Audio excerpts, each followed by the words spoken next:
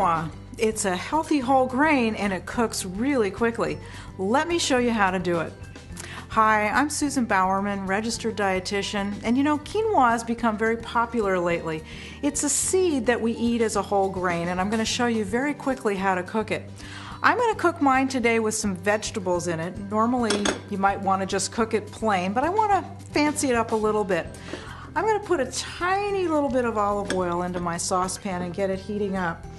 And what I'm going to add to my quinoa today, I just chopped up some vegetables. I've got some broccoli, some carrots, and some red peppers that I've diced up. You can use any vegetables you want. You can use zucchini, you can try tomatoes, you can try mushrooms, whatever appeals to you. There's no rules to this. And I'm just going to go ahead and put a handful or so of vegetables into my saucepan. And I'm going to turn the heat up a little bit and I'm going to start to saute it. And as this is starting to cook, one thing I was going to show you is that I'm using the white quinoa for my dish today. But I also have in a pile here black quinoa and red quinoa. So you can find different varieties in your store.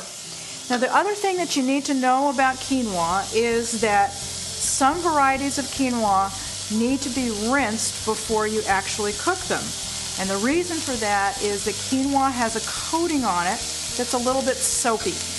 Now, many of your packaged quinoas will already be rinsed, so you don't need to worry about it. This one's been rinsed. But if you're not sure, then ask at your grocery store if you're buying rinsed quinoa or not. And if you're not sure, just go ahead and rinse it anyway. Now, in terms of proportions, it's very simple. You're going to use twice as much liquid as you are quinoa. So I'm going to go ahead now and add my quinoa grain. Just give it a little stir. And what this does by stirring it a little bit is it's starting to toast these seeds a little bit, and it just brings out the flavor. And just for fun, I'm going to add a little bit of turmeric. It's a nice spice with some flavor, and it adds a nice yellow color.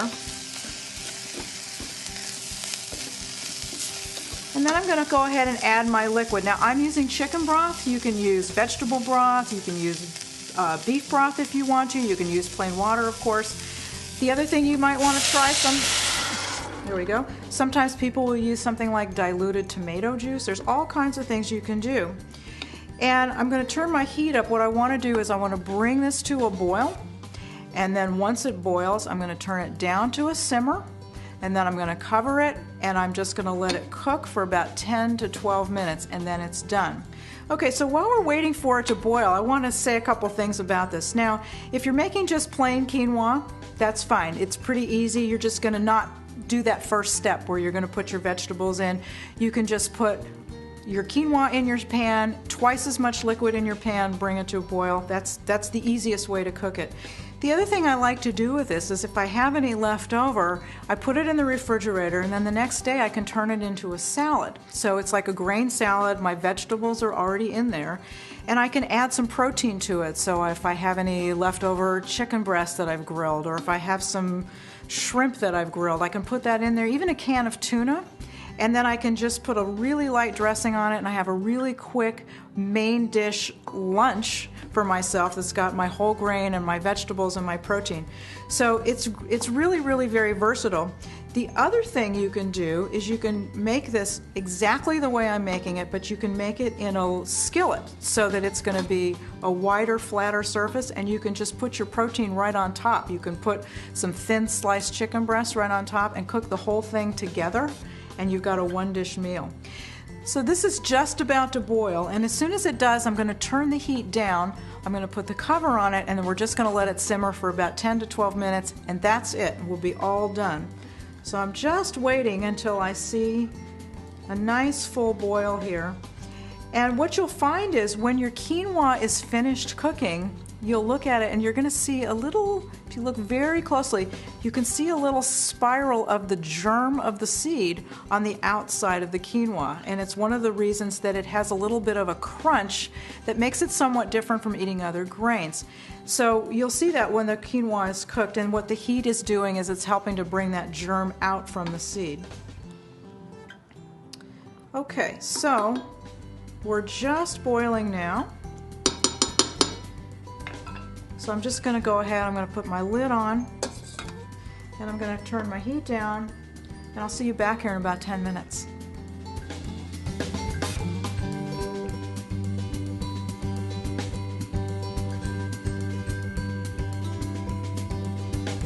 So it's been about 10 minutes and my quinoa is cooked, and the reason I know that is because I can look inside and I can take my fork and I can just fluff it up a little bit, and I don't see any liquid in the bottom of the pan. All the liquid's been absorbed by the grain. So it's ready. So let me just put a little bit out here on the dish for you so you can see it. It's so pretty because I've got this color in there from the vegetables and a little bit of that nice yellow color from the turmeric that I added. And again, if you were to look at this very closely, you could see that little germ around each seed, and it's beautiful. So this is great as it is as a side dish, but again, you can try some other things. Put in other vegetables, try it cold in a salad, play around with it, because versatile quinoa is one of those things you want to include in your diet more often.